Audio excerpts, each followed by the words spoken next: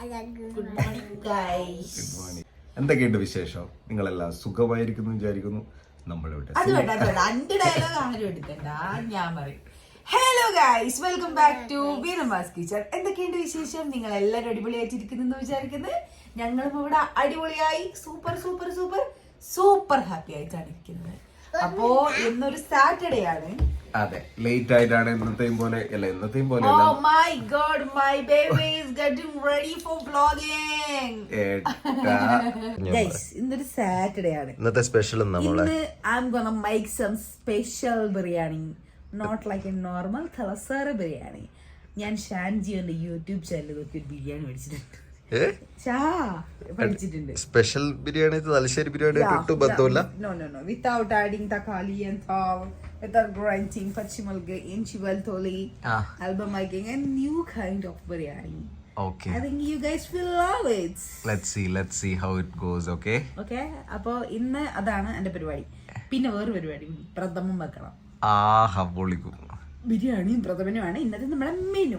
അങ്ങനെ കിടക്കപ്പായിലിരുന്ന് പറയേണ്ട കഥകളെല്ലാം പറഞ്ഞു കഴിഞ്ഞപ്പോഴാണ് മനസ്സിലായത് ഓൾറെഡി ലേറ്റ് ആയതുകൊണ്ട് വേഗം തന്നെ എണീച്ച് ബെഡെല്ലാം റെഡിയാക്കി വെച്ച് നേരെ അടുക്കളയിലേക്ക് പോയി. രാവിലെ എണീച്ച് വരുമ്പോൾ അടുക്കള ഇങ്ങനെ കാണുമ്പോഴൊരു സുഖമുണ്ടല്ലോ, അത് ഭയങ്കര ഒരു അടിപൊളി ഫീലിംഗ് ആണ്. വല്ലാത്തൊരു പോസിറ്റീവ് എനർജി അങ്ങ് കയറും. പിന്നെ ഞാൻ കുറച്ച് സ്കിൻ കെയർ ഒക്കെ ചെയ്തിട്ടാണ് ഇപ്പൊ അടുക്കളയിലേക്ക് കയറാറുള്ളത്. ആദ്യമൊക്കെ മുഖം ശ്രദ്ധിക്കുകയായിരുന്നേ, ഇപ്പം കുറച്ചായിട്ട് തീരെ ശ്രദ്ധിക്കുന്നുണ്ടായില്ല. അപ്പൊ മുഖം ഞാൻ കണ്ണാടിയേ നോക്കാറില്ല, കാരണം എന്റെ മുഖത്ത് നോക്കുമ്പോൾ എനിക്ക് എന്തോ ഭയങ്കര ഞാൻ തീരെ ശ്രദ്ധിക്കുന്നില്ലല്ലോ എന്നൊക്കെ ഉള്ളൊരു ടെൻഷനായിരുന്നു. അങ്ങനെ ഇപ്പം കുറച്ച് ദിവസമായിട്ട് സ്കിൻ കെയർ ഒക്കെ ചെയ്യാൻ വേണ്ടി തുടങ്ങിയിട്ടുണ്ട്. അപ്പൊ എന്നെ പോലെ മുഖം ഒന്നും നോക്കാണ്ട്, അതായത് ഈ മുഖം നോക്കാണ്ടെന്ന് ഉദ്ദേശിച്ച സ്കിൻ കെയർ ഒന്നും ചെയ്യാണ്ട് ഇനിയും നിൽക്കുന്ന ആൾക്കാരുണ്ടെങ്കിൽ ഇനിയെങ്കിലും ഒന്ന് സ്റ്റാർട്ട് ചെയ്യാം. എന്നോട് ചോദിക്കേണ്ട എന്തൊക്കെയാ ചെയ്യേണ്ടത്, ചേച്ചി എന്താ ചെയ്യുന്നത്. ഞാൻ എന്റെ മുഖത്തിന് സൂട്ടാവുന്ന കുറച്ച് ക്രീമും കാര്യങ്ങളെല്ലാം യൂസ് ചെയ്യുന്നത്. ക്രീമും കാര്യങ്ങളും മോയ്സ്ചറൈസറും സൺസ്ക്രീനും അങ്ങനെയൊക്കെയാണ് ഞാൻ യൂസ് ചെയ്യുന്നത്. അതെന്റെ സ്കിന്ന് കണ്ട് മനസ്സിലാക്കി ഒരു കുട്ടി എനിക്ക് പറഞ്ഞു തന്നതാണ്. അപ്പൊ ആ സാധനങ്ങളാണ് ഞാൻ യൂസ് ചെയ്യുന്നത്. അപ്പൊ നിങ്ങളും അങ്ങനെയുള്ള ആരെങ്കിലും ഡോക്ടറോ അല്ലെ ആരെങ്കിലും കണ്ടിട്ട് അങ്ങനെയുള്ള സ്കിൻ കെയറും കാര്യങ്ങളും അല്ലെ നല്ല സ്കിൻ കെയറിന്റെ വീഡിയോസ് ഒക്കെ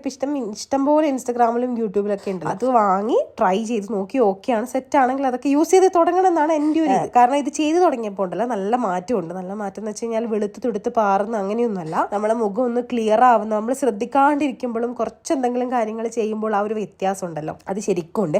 ആദ്യം തന്നെ ഇത് പറയണമെന്ന് എനിക്ക് തോന്നി, കാരണം എന്നെ പോലെ ഇത്രയും കാലം ഞാൻ ഒട്ടും നോക്കിയിട്ടുണ്ടായില്ല. അപ്പൊ ഇനിയും ഇതുപോലെ നോക്കാണ്ടിരിക്കുന്ന ആൾക്കാരുണ്ടെങ്കിൽ അത് സ്റ്റാർട്ട് ചെയ്യാൻ വേണ്ടിയിട്ടാണ് ഈ ഒരു കാര്യം പറഞ്ഞത്. അങ്ങനെ നേരെ അടുക്കളയിലേക്ക് പോയി നമ്മളെ പത്തലും മുട്ടക്കറിയാണല്ലോ ഉണ്ടാക്കേണ്ട, പൂരിക്കറി എന്ന് പറയുന്നത്. പത്തലും മുട്ടക്കറി ഉണ്ടാക്കാൻ വേണ്ടിയിട്ടുള്ള പത്തലിന്റെ മാവ് ഞാൻ ഇന്നലെ കുഴച്ച് വെച്ചിട്ടുണ്ടായി. ആദ്യം തന്നെ എണീച്ച് അടുക്കളയിൽ വന്ന് കുറച്ചൊക്കെ വെള്ളം കുടിച്ച് ചായേന്റെ വെള്ളം വെച്ച് ചായ പതിച്ചപ്പോൾ അതിനകത്തേക്ക് പാൽ ഒഴിച്ചു കൊടുത്തു. എനിക്ക് ചായ ഇല്ലാണ്ട് നടക്കൂല. അത് കഴിഞ്ഞ് മുട്ട എടുത്ത് കൊണ്ടുവച്ചു. പിന്നെ പത്തിരീന്റെ മാവ് ഇന്നലെ രാത്രി തന്നെ ഉണ്ടാക്കി വെച്ചിട്ടുണ്ടായിരുന്നു. പത്തിരീന്റെ മാവ് അവസാനത്തെ ഒരു പോർഷനായിരുന്നു ഉണ്ടായിരുന്നു, അത് കുറച്ച് അധികം ഉണ്ടായിരുന്നു. അതിനകത്ത് കുറച്ച് ബാക്കി വെച്ച പിന്നെ അത് അവിടെ ബാക്കിയായിപ്പോൾ എടുക്കാണ്ടായിപ്പോൾ. അതുകൊണ്ട് ഞാൻ മുഴുവനും കുഴച്ച് വെച്ചിട്ടുണ്ട്. കാരണം പെട്ടെന്ന് വിശക്കുന്നതെന്ന് പറയുമ്പോൾ നമുക്ക് ഉണ്ടാക്കി കൊടുക്കാൻ പറ്റുമല്ലോ.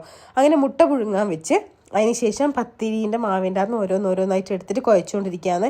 ഇത് ഞാൻ ഇങ്ങനെ തന്നെയാണ് മൂടി വെക്കാറുള്ളത്. ഒരു ക്ലിംഗ് റാപ്പൊക്കെ ചെയ്ത് വെക്കുകയാണെങ്കിൽ കുറച്ചും കൂടി നല്ലതായിരിക്കും. പക്ഷേ എൻ്റെ കയ്യിൽ ക്ലിംഗ് റാപ്പ് ഇല്ലാത്തതുകൊണ്ടാണ് ഞാൻ ഈ ഒരു ബൗളിനകത്ത് ഇങ്ങനെ അടച്ച് വെച്ച് ഫ്രിഡ്ജിനകത്ത് വെച്ചത്. പക്ഷേ പത്തലിൻ്റെ മാവ് കുഴച്ചാൽ ഞങ്ങളുടെ വീട്ടിലൊരു പ്രശ്നമുണ്ട്. അതായത് ഇന്ന് പത്തലിൻ്റെ മാവ് കുഴച്ച് ഇന്ന് പത്തൽ ചുട്ടിട്ടുണ്ട്, പിന്നെ 2 ദിവസത്തേക്ക് ഇവിടെ പത്തലേ പറ്റുള്ളൂ, പത്തൽ തന്നെ വേണം. അല്ലെങ്കിൽ ഒരു 3-4 ദിവസം കൊണ്ട് ആ പത്തലിൻ്റെ മാവങ്ങ് തീരും. ഒരിക്കലും ബാക്കിയാവില്ല. ഞാൻ പത്തലിൻ്റെ മാവ് അങ്ങനെ കളയാറില്ല. അത്രയും ചിലവുള്ള സാധനം. സായുജിന് ഭയങ്കര ഇഷ്ടമുള്ളൊരു സാധനമാണ് പത്തല്.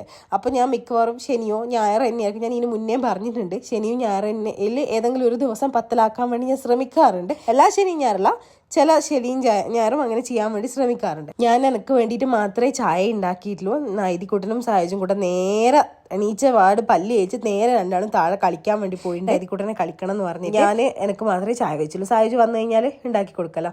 അങ്ങനെ പത്തല് നല്ല അടിപൊളിയായിട്ട് വന്നിട്ടുണ്ട്. പത്തലും മുട്ടക്കറിയും റെഡി ആയിട്ടുണ്ട്. ഇനി നമുക്ക് ചിക്കൻ മാരിനേറ്റ് ചെയ്യണം. ഇന്ന് ഞാൻ എപ്പോഴും നമ്മൾ തലശ്ശേരി ബിരിയാണി ഇനിയാണ് വെക്കാറ്, കാരണം സായുജിന് തലശ്ശേരി ബിരിയാണിയാണ് ഇഷ്ടം. അപ്പം ഞാൻ വിചാരിച്ചു ഇപ്രാവശ്യം ഒന്ന് മാറ്റി പിടിച്ച് നോക്കാം, എന്തെങ്കിലും ഒരു ഡിഫറെൻ്റ്. ബസ്മതി റൈസിനെ കൊണ്ടുള്ള അരി ഞാൻ വെക്കാറേ ഇല്ല, കാരണം ബസ്മതി റൈസിൻ്റെ വെച്ച് കഴിഞ്ഞാൽ ഓവർ വെന്ത് പോകും പോകുന്നത് പോലെ തോന്നാറുണ്ട്. എനിക്ക് ഫ്രൈഡ് റൈസ് സെറ്റ് ആവില്ല. അതുകൊണ്ട് എൻ്റെ അടുത്ത് ആരോ ഇന്നാൾ ഫ്രൈഡ് റൈസിൻ്റെ റെസിപ്പി ചോദിച്ചിട്ടുണ്ടായിരുന്നു ഇൻസ്റ്റഗ്രാമിൽ. അപ്പം ഞാൻ പറഞ്ഞു എനിക്ക് ഫ്രൈഡ് റൈസ് ശരിയാവില്ല, കാരണം ഞാൻ ഇന്നേ വരെ ഉണ്ടായിട്ട് സക്സസ് ആയിട്ടില്ല. അപ്പോൾ പിന്നെ വേറൊരാൾക്ക് ഇങ്ങനെ ഷെയർ ചെയ്ത് കൊടുക്കുക. എനിക്ക് ബസ്മതി റൈസ് വെക്കുന്ന ഭയങ്കര പാടുള്ള പരിപാടിയാണ്. അതുകൊണ്ട് ഇപ്രാവശ്യം ബസ്മതി റൈസ് വെച്ചിട്ട് നമുക്ക് ബിരിയാണി വെച്ച് നോക്കാമെന്ന് വെച്ച് ഷാൻജിയോൻ്റെ റെസിപ്പി എടുത്തിട്ടാണ് ചെയ്യുന്നത്. അപ്പോൾ പൂരിയും പത്തല് അങ്ങനത്തെ സാധനങ്ങളാണെങ്കിൽ നൈതിക്കുട്ടൻ തന്നെ ഒറ്റക്ക് തിന്നോളും. പുട്ടൊക്കെ ആണെങ്കിൽ ഞാൻ കൊടുക്കേണ്ട ആവശ്യമുള്ളൂ. അങ്ങനെ അവൻ TV കണ്ടുകൊണ്ട് അത് കഴിച്ചുകൊണ്ടിരിക്കുന്നുണ്ട്. ഇപ്രാവശ്യത്തെ വ്ളോഗിന് സംസാരിക്കുന്നതിൽ 2 വ്യത്യാസമുണ്ട്. ഒന്നെൻ്റെ സൗണ്ട് മാറിന്, ജലദോഷം വന്ന്. നൈതിക്കുട്ടനും ജലദോഷമാണ്, അത് നേരെ എനിക്ക് കിട്ടിയിട്ടുണ്ട്. എനിക്ക് നല്ല ജലദോഷമാണ്. രണ്ടാമത്തെ കാര്യം എന്താണെന്ന് വെച്ചാൽ ഞാൻ കുറച്ച് മെല്ലെ, അതായത് സ്ലോ ആയിട്ട് സംസാരിക്കാൻ വേണ്ടി ശ്രമിക്കുന്നുണ്ട്. കാരണം 2-3 ആൾക്കാർ കമൻറ്റ് ചെയ്ത് കണ്ട് എങ്ങോട്ടാ ഓടിപ്പോകുന്നത്, കുറച്ച് സ്പീഡ് കുറച്ചുകൂടെ എന്നുള്ള. അപ്പം ഞാൻ വിചാരിച്ചു ഇനി ശരിക്കും ഇറിറ്റേഷനായി തോന്നുന്നുണ്ടോ ആൾക്കാർക്ക്, അത് നിങ്ങൾ കേൾക്കുന്ന ആൾക്കാർ കമൻറ്റ് ചെയ്യാൻ വേണ്ടി മറക്കണം. ഈ സ്പീഡാണോ നല്ലത്, എൻ്റെ യൂഷ്വൽ സ്പീഡാണോ നല്ലത് എന്നുള്ളത്. ഇതിൻ്റെ അടുത്ത് കൺസ്ട്രക്ഷൻ നടക്കുന്നുണ്ട്, അതിൻ്റെ സൗണ്ടാണ്. ചിലപ്പോൾ അതും കൂടി ഇതിനകത്തേക്ക് വരും. അങ്ങനെ ഞാനും നിന്നെടുക്കുന്നതാണ് ഞാനും ഫുഡ് കഴിച്ചത്. കാരണം ഒരുപാട് പത്തലൊന്നും ചുട്ടിട്ടുണ്ടായില്ല, കുറച്ച് പത്തലേ ചുട്ടിട്ടുള്ളൂ. കാരണം ഉച്ചക്ക് ബിരിയാണിയല്ല. അപ്പോൾ രാവിലെ നല്ലോണം കഴിച്ച് കഴിഞ്ഞാൽ പിന്നെ ബിരിയാണി ചിലവായില്ലെങ്കിലോ, അതുകൊണ്ട് കുറച്ച് പത്തല ചുട്ട് ഞാൻ 2 തിന്നുള്ളൂ. അതിൻ്റെ ഇടയിൽ ഒരു അടി വിട്ട് നൈതിക്കുട്ടനുമായിട്ട് എന്തോ ദേഷ്യം വന്നിട്ട് ഞാൻ അതിനെ ചീത്ത പറഞ്ഞു. പിന്നെ എൻ്റെ എനർജി മുഴുവൻ അങ്ങ് ഡ്രെയിൻ ഔട്ടായിപ്പോയി. അതാണ് പ്രശ്നം. ഞാൻ അവനെ ചീത്ത പറഞ്ഞ് 5 മിനിറ്റ് കഴിയുമ്പോൾ അവൻ പഴയതുപോലെ ഓടി നടന്ന് കളിക്കുന്നുണ്ടാവും. പക്ഷെ എനിക്ക് അതിൻ്റെ ആ ഒരു ഹാങ് ഓവർ വിട്ട് മാറൂല. ബൈ, സൂക്ഷിച്ചു പോണ. പാലും പട്ടയും ഗ്രാമ്പൂ അണ്ടിപ്പരിപ്പും എന്തെല്ലാം ഇത്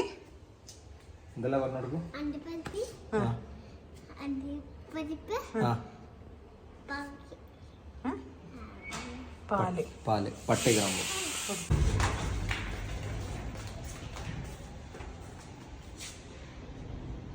Good boy.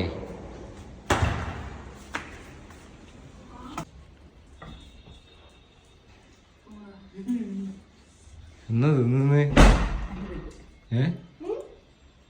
അണ്ടിപ്പരിപ്പ്.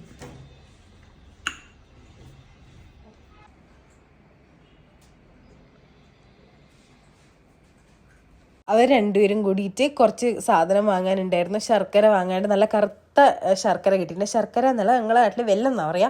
വെല്ലം കിട്ടിയിട്ട് നല്ല, ഞാൻ അവരോട് പറഞ്ഞിട്ടുണ്ടായിരുന്നു നല്ല ബ്ലാക്ക് കളറുള്ള തന്നെ കൊടുത്തു വിടണേ എന്നുള്ള. പിന്നെ പട്ടയും ഗ്രാമ്പും പാലും അങ്ങനെയുള്ള കുറച്ച് സാധനം മാത്രമേ വേണ്ടുള്ളൂ. പിന്നെ ഞാൻ ഉള്ളിയെല്ലാം ഇവിടെ ഫ്രൈ ചെയ്ത് വെച്ചിട്ടുണ്ട്. ഈ ഫ്രൈ ചെയ്ത ഉള്ളി ഇട്ട ബിരിയാണിക്ക് വേറെ തന്നെ ഒരു ടേസ്റ്റ് ആയിരിക്കും അല്ലേ. പിന്നെ കുറച്ച് പാല് ചൂടാക്കിയിട്ട് അതിനകത്ത് മഞ്ഞൾ കലക്കിയിട്ട് വെക്കുന്നുണ്ട്. എൻ്റെ കയ്യിൽ മറ്റേ സംഭവം ഉണ്ടായിട്ടില്ല, കുങ്കുമപ്പൂവ് ഉണ്ടായിട്ടില്ല. അതുകൊണ്ട് ഈ സാധനം കലക്കിയിട്ട് ആ ഒരു മഞ്ഞ കളർ കിട്ടില്ല നമുക്ക് ബിരിയാണീൻ്റെ ഇടയിൽ, അത് കാണാനും കഴിക്കാനും നല്ല ടേസ്റ്റ് അല്ലേ. അതുകൊണ്ട് കുറച്ച് ഒരു ഇത്തിരി മഞ്ഞൾ കലക്കിയിട്ട് എടുത്ത് വെക്കുന്നുണ്ട്. പിന്നെ ബാക്കിയുള്ളതെല്ലാം സെറ്റായി. സത്യം പറഞ്ഞാൽ ഇത് ഭയങ്കര സിമ്പിളായിട്ടുള്ള ബിരിയാണിയാണ്, വേഗം ഉണ്ടാക്കാൻ പറ്റും. പക്ഷേ എങ്കിൽ ഞാൻ പറയാം രാവിലെ നല്ല എനർജിയിൽ എണീച്ചിട്ട് വന്ന് പിന്നെ നൈതികുട്ടനെ ചീത്തയൊക്കെ പറഞ്ഞപ്പോൾ എൻ്റെ എനർജി മുഴുവൻ ഡ്രെയിൻ ഔട്ടായി. പിന്നെ എനിക്ക് ഒരു പടി എടുക്കാൻ പറ്റില്ല, അതെൻ്റെ പൊതുവെയുള്ള സ്വഭാവം. എനർജി ഡ്രെയിൻ ഔട്ട് ആയി കഴിഞ്ഞാൽ പിന്നെ ഭയങ്കര സ്ലോ ആയിരിക്കും, സ്പീഡിലൊന്നും ചെയ്യാൻ പറ്റില്ല. എത്ര സ്പീഡിൽ എന്ത് കാര്യങ്ങൾ ചെയ്തോ എല്ലാം ഫ്ലോപ്പ് ആവും. അങ്ങനെയുള്ള എന്തെങ്കിലും കാര്യം സംഭവിച്ചു കഴിഞ്ഞാൽ പിന്നെ എനിക്ക് എനർജി ഇല്ലാന്ന് തോന്നിക്കഴിഞ്ഞാൽ ഞാൻ സ്പീഡിൽ കാര്യങ്ങൾ ചെയ്യാറില്ല പൊതുവെ. പക്ഷേ ഇന്ന് എനിക്ക് എങ്ങനെയെങ്കിലും ഒന്ന് തീർത്തിട്ട് ഭയങ്കര സന്തോഷത്തിലും ഒരു ഉന്മേഷത്തിലായിരുന്നു ഞാൻ എണീച്ച് വന്നത്. പക്ഷേ എങ്കിൽ നൈതിനെ ചീത്ത പറഞ്ഞപ്പോൾ എല്ലാം അങ്ങ് പോയി. പിന്നെ എനിക്ക് ആകെ ഒരു മൂഡ് ഓഫ് ആയി. നൈതി ഓക്കെയാണ്, നൈതിക്ക് പ്രശ്നമൊന്നും ഉണ്ടായിട്ടില്ല. പക്ഷേ എനിക്ക് ഒരു ആകെ മൊത്തം ഒരു ഡൾനെസ് ആയിരുന്നു. അങ്ങനെ പിന്നെ ബിരിയാണി വെക്കാൻ തുടങ്ങി. ഈസി ബിരിയാണിയാണ്, ഇതുവരെ ട്രൈ ചെയ്യാത്തവർ ഷാൻജിയോൻ്റെ ഇതിനകത്ത് നോക്കിയാൽ മതി ബസ്മതി റൈസ് വെച്ചിട്ടുള്ള ബിരിയാണി എങ്ങനെയാണ് എന്ന്. കുറേ പേര് ഇൻസ്റ്റഗ്രാമിൽ ഞാൻ ഇതിൻ്റെ സ്റ്റോറി ഇട്ടപ്പോൾ റെസിപ്പി എല്ലാം ചോദിച്ചിട്ടുണ്ടായി.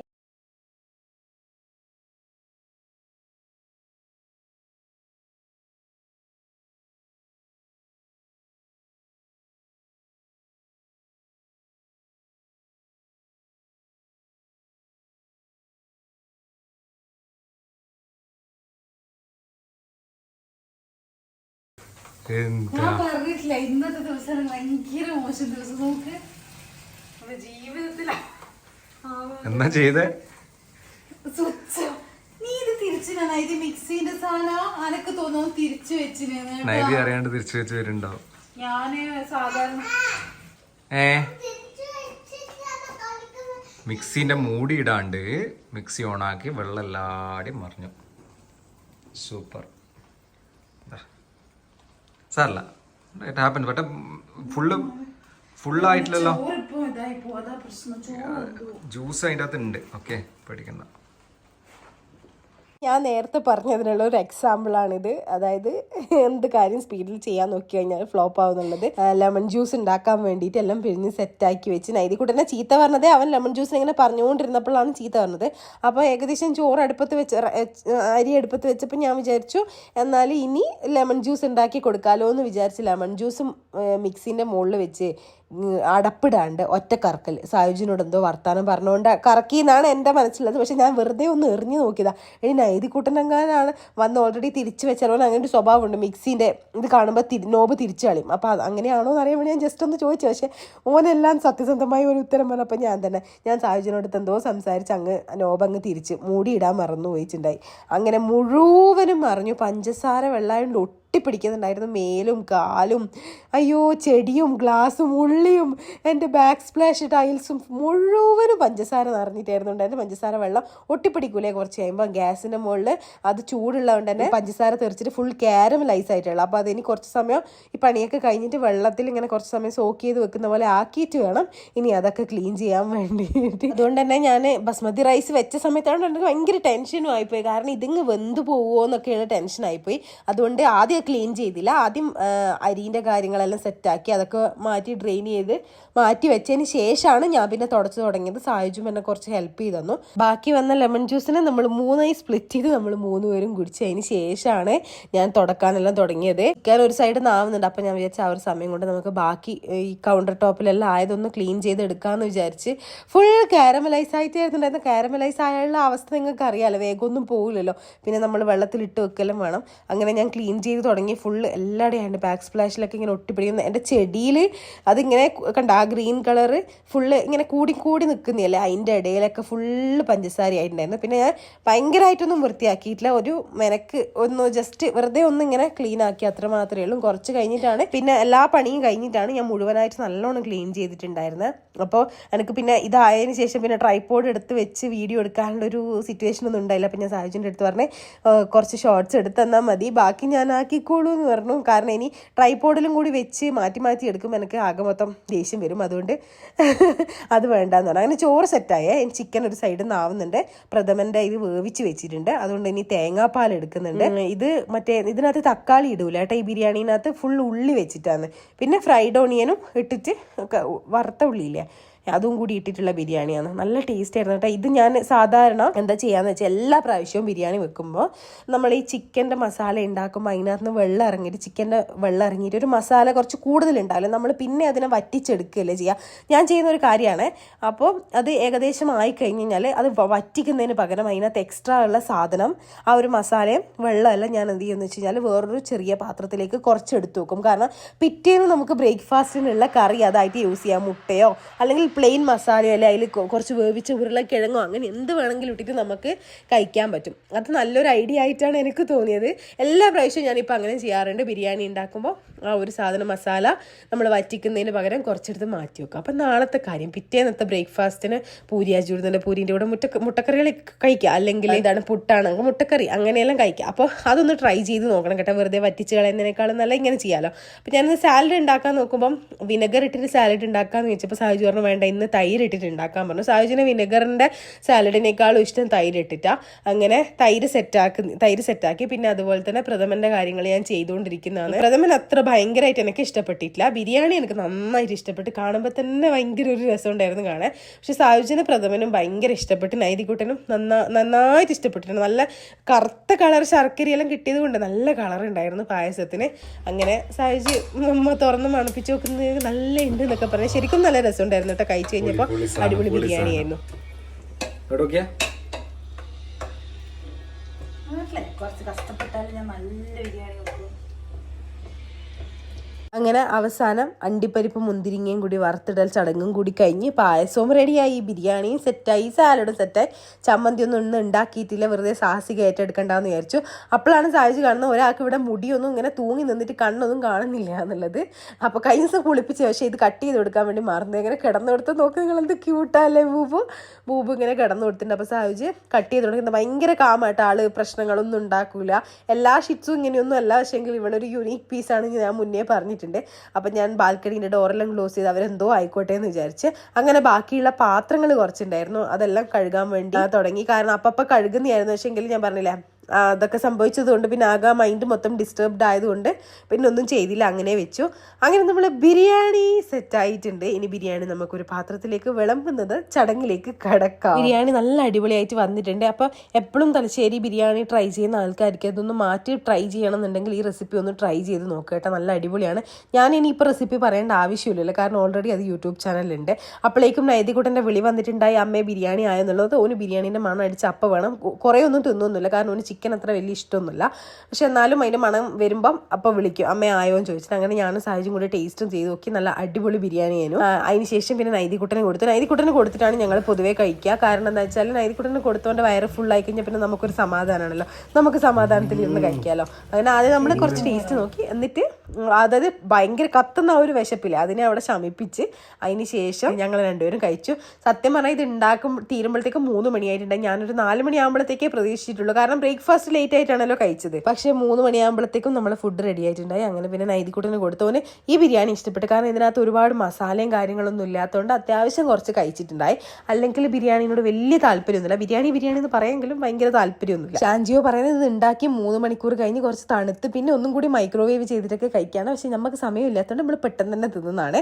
അപ്പോൾ സംഭവം എടുത്തുകൊണ്ടുവന്ന് പിന്നെ സാലഡ് എടുത്തു. പിന്നെ അമ്മമ്മ ഉണ്ടാക്കിയ പ്രത്യേക ടേസ്റ്റുള്ള ഭയങ്കര ടേസ്റ്റുള്ള അടിപൊളി ടേസ്റ്റുള്ള ബീട്രൂട്ട് അച്ചാറും കൂടി ഉണ്ടായി. അനിയൻ നാട്ടിൽ പോയിട്ട് വരുമ്പോൾ അമ്മമ്മ കൊടുത്തു വിട്ടിയാണ്. അപ്പോൾ അതും കൂടി കൂട്ടിയിട്ട് നമ്മളിനി കഴിക്കട്ടെ. അപ്പോൾ ഇനി നമ്മൾ ഇത് പോയിട്ട് തിന്നട്ടെ. ഭയങ്കര ടയേർഡാണ്. സിമ്പിൾ ബിരിയാണിയാണ്, പക്ഷെ ഞാൻ കുറേ സമയം എടുത്തു ഉണ്ടാക്കാൻ വേണ്ടിയിട്ട്. ഇനി എനിക്ക് പ്രത്യേകിച്ച് പണിയൊന്നുമില്ല. ഈ പഞ്ചസാര മറഞ്ഞ സാധനങ്ങളെല്ലാം ഒന്ന് തുടച്ച് വൃത്തിയാക്കണം. അത് കുറച്ച് റെസ്റ്റ് എടുത്തിട്ടേ ഞാൻ ചെയ്യുള്ളൂ. അപ്പോൾ ഹാപ്പി വീക്കെൻഡ് എന്ന് പറയുന്നുണ്ട്. പക്ഷെ നിങ്ങളെപ്പോൾ കാണുമെന്ന് എനിക്കറിയില്ല. ഞാൻ കുറച്ച് എക്സ്ട്രാ ബിരിയാണി ഉണ്ടാക്കിയിട്ടുണ്ട്, കാരണം നാളെ സൺഡേ ആണല്ലോ. ദീർഘവീക്ഷണം എനിക്ക് കുറച്ച് കൂടുതലാണ്. അപ്പോൾ നാളെ ഉച്ചവരെ ചിലപ്പോൾ ഇത് പോകും, ഇല്ലെങ്കിൽ ഇന്ന് രാത്രിയോടെ. ടേസ്റ്റ് വെച്ചിട്ട് എനിക്ക് തോന്നുന്നത് ഇന്ന് രാത്രിയോടെ എല്ലാം ഫിനിഷ് ആവുന്ന തോന്നുന്നത്. ഇനി നമ്മൾ പോയി തിന്നട്ടെ. വിശക്കുന്നു. 3 മണിയായി. ഞാൻ 4 മണിയാണ് ബഫർ ഇട്ട്, പക്ഷേ എങ്കിൽ 3 മണിയാകുമ്പോഴത്തേക്ക് സംഭവം സെറ്റായി. അപ്പോൾ ഇന്നത്തെ വീഡിയോ ഇത്രയേ ഉള്ളൂ. ഇഷ്ടപ്പെട്ടാൽ ലൈക്ക് ചെയ്യുക, ഷെയർ ചെയ്യുക, സബ്സ്ക്രൈബ് ചെയ്യുക. അപ്പോൾ ഇത്രയേ ഉള്ളൂ.